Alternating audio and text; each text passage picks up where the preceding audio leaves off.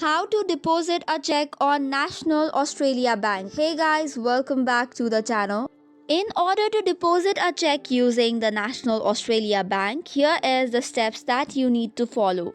First and foremost, head over to NAB's website or the mobile app. Once that is done, you will have to log in into your account using your credentials. After that, you will see the option on the menu and from there select on check deposit. Accept the terms of usage by reading the terms and then tapping on the accept button.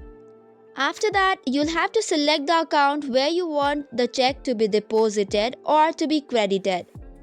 Once that is done, you will have to enter the check details. This includes the check amount and add a description for the deposit.